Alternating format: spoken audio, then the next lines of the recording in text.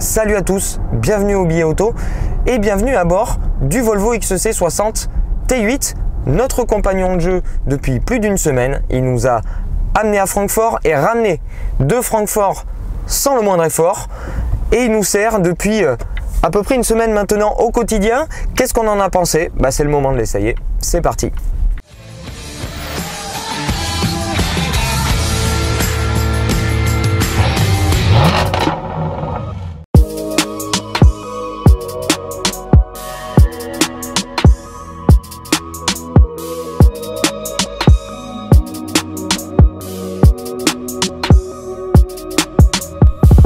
Le XC60, c'est le best-seller de la marque. Volvo n'avait donc pas le droit à l'erreur en partant d'une feuille blanche et en revoyant sa copie de fond en comble. Volvo n'avait pas droit à l'erreur car l'ancienne génération du XC60 a la particularité d'avoir explosé des records de vente sur ces dernières années de production. Donc ils ont revu leur copie de A à Z, c'est un tout nouveau modèle, nouveau châssis, nouvelle plateforme, il grandit, il grossit, il s'embourgeoise et il adopte les moteurs de ses grands frères de la génération 90, dont celui dont on dispose actuellement, le T8, le haut de gamme, qui est composé d'un 4 cylindres 2 litres compresseur plus turbo de 320 chevaux, qui est associé pour entraîner les roues arrière à un moteur électrique de 87 chevaux, puissance cumulée 407 chevaux pour 640 Nm de couple. Il a beau peser 2 tonnes 100 le bébé, ça roule un petit peu fort en accélération.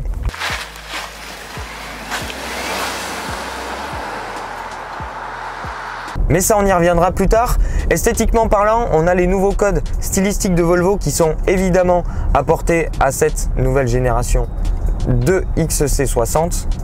On se retrouve avec une face avant ultra moderne, très dynamique, super bien conçue, avec les feux et les clignotants qui rappellent le marteau de Thor comme son grand frère XC et la génération 90 avant lui. Effectivement, ça peut paraître un copier-coller quand on voit comme ça en photo, mais une fois qu'on l'a en vrai, c'est quand même bien différent.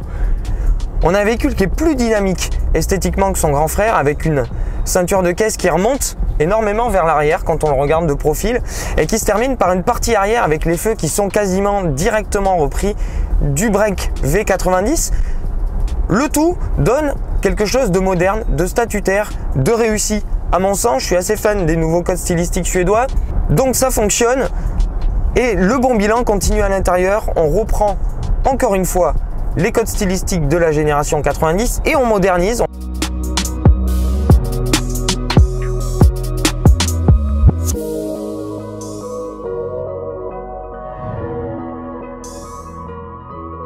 On a une planche de bord qui est quasiment reprise directement du V90 et des S90, donc on a une réelle impression d'être au volant d'une berline qui est bien soulignée par les plaquages qui passent en dessous du combiné d'infodivertissement qui est toujours aussi réactif et agréable pour du tactile.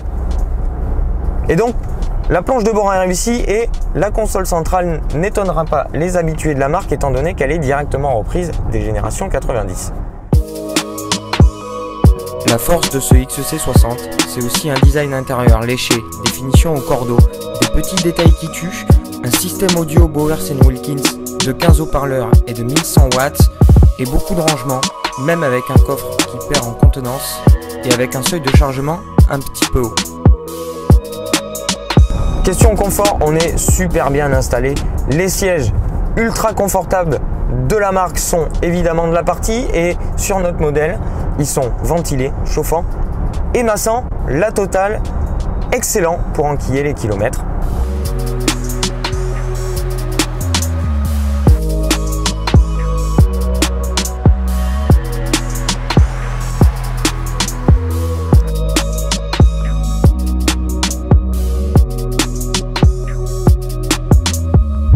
Et les kilomètres dans le confort, il sait faire ça. C'est d'ailleurs sa spécialité au XC60. Niveau suspension, c'est très souple, c'est amorti de manière très confortable Et les nids de poule, ralentisseurs et autres déformations de chaussée sont de suite encaissés dans le plus grand des conforts. Ça bouge pas. Et l'insonorisation participe également à tout ça pour vous couper totalement du monde extérieur et vous offrir une expérience de conduite la plus confortable possible. Ensuite, sur les grands axes, on a toutes les technologies de Volvo qui sont disponibles, le pilote assist qui va vous offrir une conduite semi-autonome et toutes les technologies également de sécurité qui s'inscrivent dans la continuité de ce que veut Volvo, à savoir aucun mort ou blessé grave dans une Volvo à l'horizon 2020. Le pack safety, tout est là et donc le XC60, tout comme ses grands frères, est un avaleur de kilomètres par excellence. En ville, ce XC60 il se faufile beaucoup plus facilement qu'un XC90 ou qu'une V90, même si effectivement il n'est pas petit non plus, notamment grâce à une direction très souple et un rayon de braquage assez intéressant. Ça braque plutôt bien et ça se faufile dans un mouchoir de poche. On a une position un tout petit peu plus relevée, donc ce qui permet d'anticiper un petit peu mieux dans le flot de circulation. Sur l'autoroute et les grands axes, c'est royal, comme je vous disais, total confort. Vous pouvez enquiller les kilomètres par milliers sans la moindre once de fatigue en vous faisant masser, en profitant du confort de roulement et du confort acoustique de la voiture. Là où le bas blesse, c'est dès qu'on essaye de rouler un petit peu fort avec.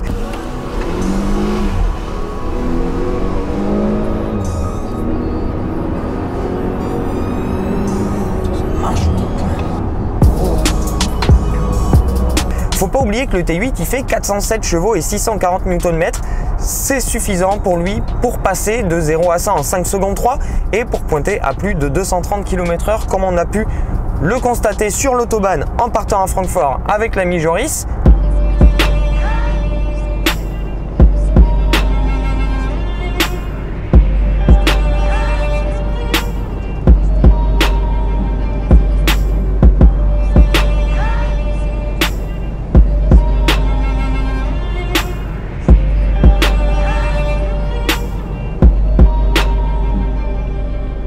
237 compteurs, 232 GPS, les performances sont là.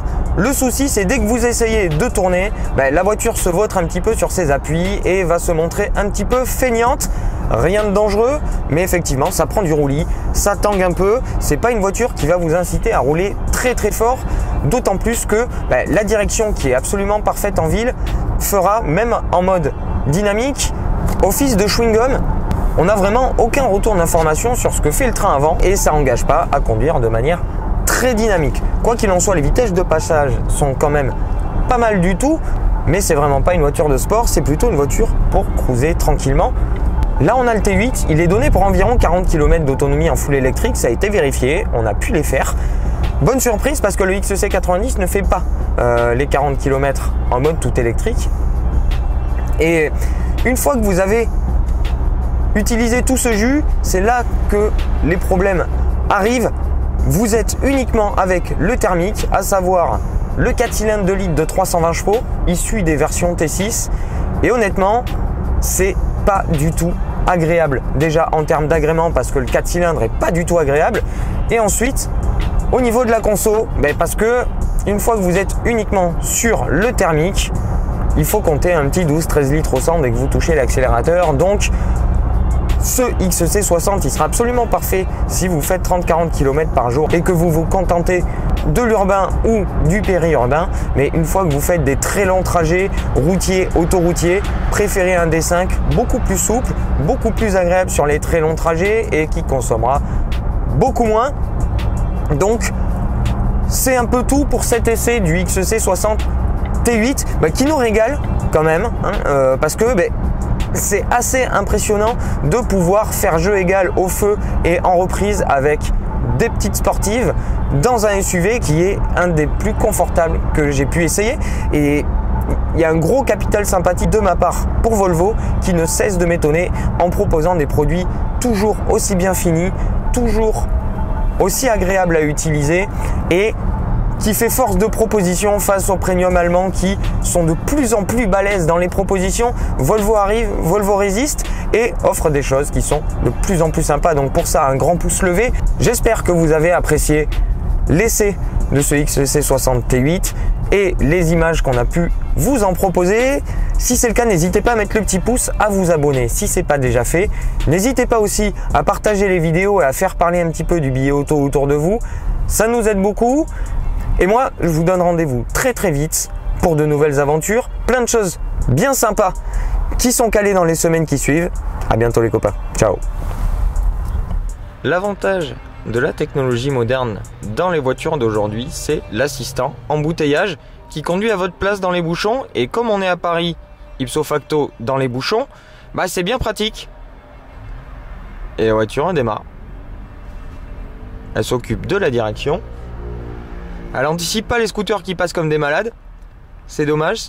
Peut-être une prochaine génération. Mais elle s'arrête, redémarre à votre place, gère la direction à votre place. Plutôt bien fait.